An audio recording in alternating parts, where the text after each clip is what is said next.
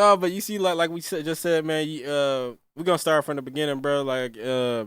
Like when did you first start this shit? Cause you started like around like 03, 04, some shit like that, right? Yeah, it was like 2004. Yeah. I started. I used to be at the club called Lyric. Yeah. Lyric 414 Escape and Questions. You know what I'm saying? Like I used to go in there. I never forget it, dog. It was that's when DJ Tony Neal and Court DJ Lee and DA and DJ Don all them was in there, man. I used to come in there, man. I'm popping bottles, young nigga, and I used to like, man. I used to like pay them niggas like, hey man, play my shit real quick. And me and my guys we'd turn up, and then I was watching the crowd and shit. Like, damn, people actually liking this shit.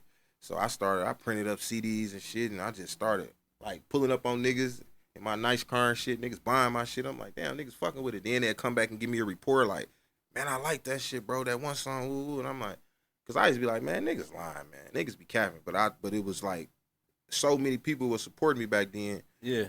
That I realized, like, damn, I can actually do this music. And I was doing the same shit I'm doing now, just telling stories and what shit I was going through, you know what I'm saying? It wasn't no fantasy shit, no articulate shit. So from '04 to now, almost 20 years. Yeah. Yeah, I definitely, but, you know, like the music always been close to me, but it always been more like the hustle been in me, like to go get some money, like from after sets, throwing parties.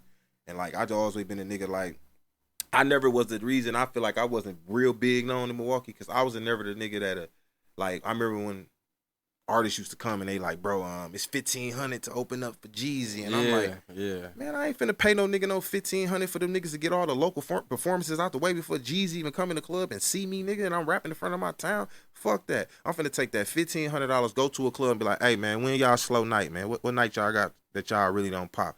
They like Wednesday. All right, look, bet. Let me get that night. I'm gonna pay y'all security. I'm gonna pay my DJ, bro. I'm gonna pump the night. I took that same little $1,500, got that night, created the whole showcase, had some artists come perform. Shit, sometimes even charged them a couple hundred, and then gave away some shit, and I made some money. I said, fuck that. I'm just gonna go take my money and go get my own spot in. So I had the business go get my own money mentality, because I wasn't one of them niggas that wanted to keep spending all this money and rapping just to look good. Because a lot of niggas be spending a lot of money and be looking good and going nowhere fast. For real. So yeah, man, music always been a part of me, but it always been like the hustle in me. Like I was trying to figure out how to make some money off of me, like, cause I wasn't a nigga that was finna let too many niggas eat off me, and I watched that. I watched a lot of niggas like let niggas eat off them for real, like, and nigga they look back at their career and their life and the little run they had, they ain't got shit to show for it. Facts. And everybody else well off.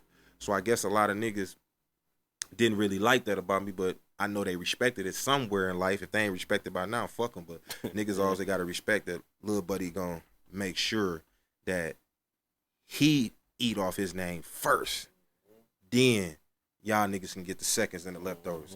But I get the full course meal, boss. Not the other way around. So yeah, if that makes sense. Bullshit. What's your where you from? Like what side of the city you from? Man, I'm from 13th and Right, bro. Low end, right behind North Division. It's the one-way lane, 2500 block. You know what I'm saying? Been down there my whole life. We still own a crib down there. Grew up right behind North Division, 13th and Right. Shit, I'm low end, and man, always been down there my whole life. One of the few niggas in the city, like I don't never, like a nigga my age, we ain't talking about the young niggas, and young niggas be like, I can still go on my block, but this niggas my age that can't still go in their hood. Right. Like they can't even go down there.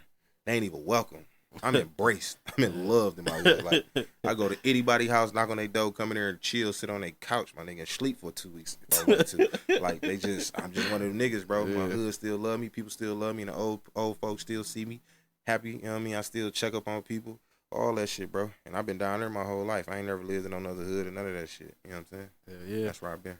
Yeah, but shit, like, you know, like, you've been down there your whole life, you know what I'm saying? Like, motherfuckers, like, even just being in Milwaukee, like, it molds you to be a different type of person. Mm-hmm. Like, what was one of the most, like, crazy experiences that helped mold you to be who you is today? Man,